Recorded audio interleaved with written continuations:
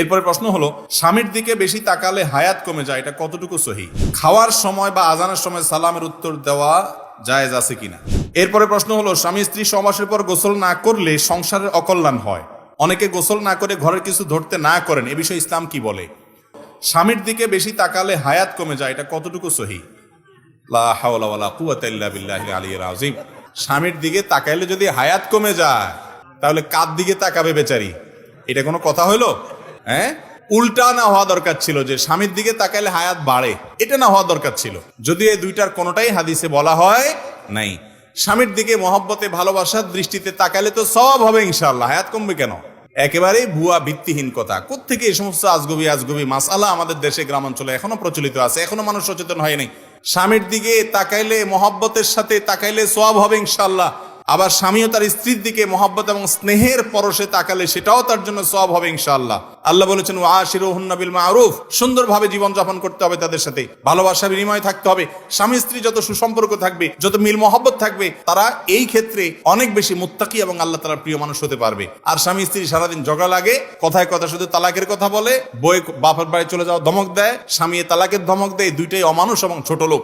যারা ভুল ত্রুটি হবে, একসাথে থাকতে গেলে স্বামী স্ত্রী অনেক উল্টাপাল্টা হবে, তারপরেও যদি মিলেমিশে থাকে, স্বামীর একটা দোষ দেখছি, আমার স্বামীর অনেক গুণ আছে মাশাআল্লাহ, যেগুলো অন্যের মধ্যে নাই। স্ত্রীর একটা দোষ দেখছি, মনে করতে হবে আমার স্ত্রীর একটা দোষ পাইছি, বহু গুণ আছে আল্লাহর রহমতে। ক্ষমার মানসিকতা থাকবে, ইনশাআল্লাহ এই স্বামী স্ত্রী মুত্তাকিদের মধ্যে শামিল হবে, যদি অন্যান্য দিকগুলো তাদের ঠিক থাকে। এই জন্য আমাদের স্বামী স্ত্রী একে অন্যের দিকে দেখলে আশ্চর্য কথা, স্ত্রী যদি স্বামীর দিকে তাকালে হায়াত কমে যাবে, কোন দিকে তাকায় থাকবে? এটা কোনো কথা?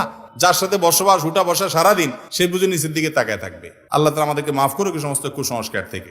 এরপরের প্রশ্ন হলো, খাওয়ার সময় বা আজানের সময় সালামের উত্তর দেওয়া জায়েজ আছে কিনা? খাওয়ার সময় সালাম দেওয়া বা সালামের উত্তর দেওয়াতে অসুবিধা নেই, এতটুকুতে কোনো অসুবিধা নাই। আপনি খাওয়ার ফাঁকে ওয়ালাইকুম আসসালাম বলে দিলেন, কোনো অসুবিধা নাই। আমাদের দেশে অনেকে বলে খাওয়া আর নামাজ পড়া সমান। শুনছেন আপনারা এই কথা? বলে যে খাওয়া আর কিসে সমান? নামাজ পড়া সমান। সুবহানাল্লাহ।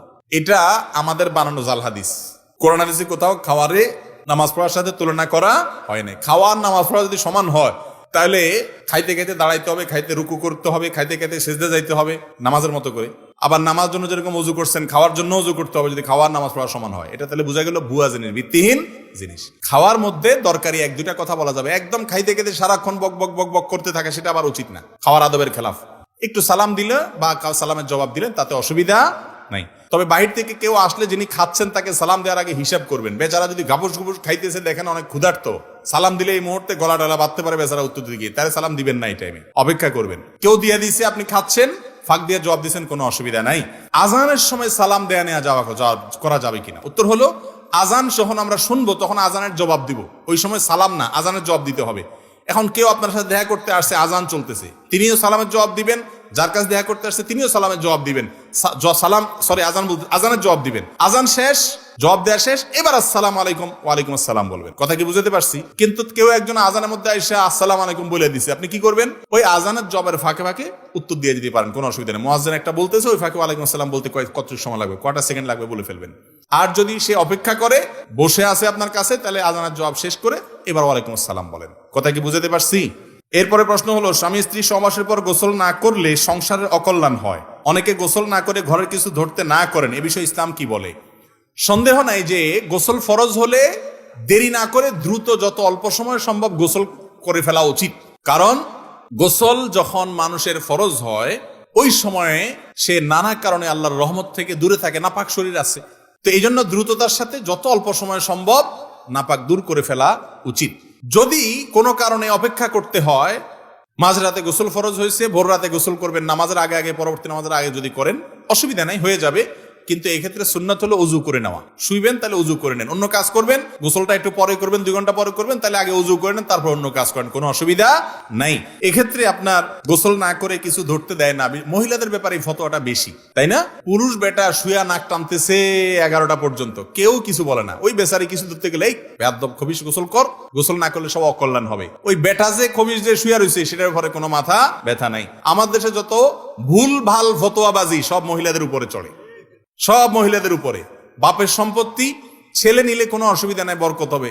মেয়ে নিলে বলে বাপ দাদার সম্পত্তি মেয়েরা নিলে এটা সয় না। কি মাসলা বানাইছে দেখছেন?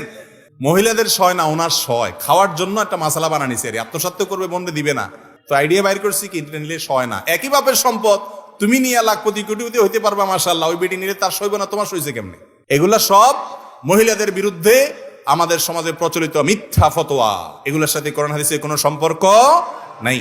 অতএব গোসল ফরজ হলে স্বামী হোক স্ত্রী হোক উভয়ে তাড়াতাড়ি গোসল করবে, দেরি করে করতে হলে অজু করে নিবে। আর যদি অজু নাও করে তাতে বড় কোনো গুনাহ হবে না, কিন্তু উত্তম না, সুন্নাহর খেলাফ হলো।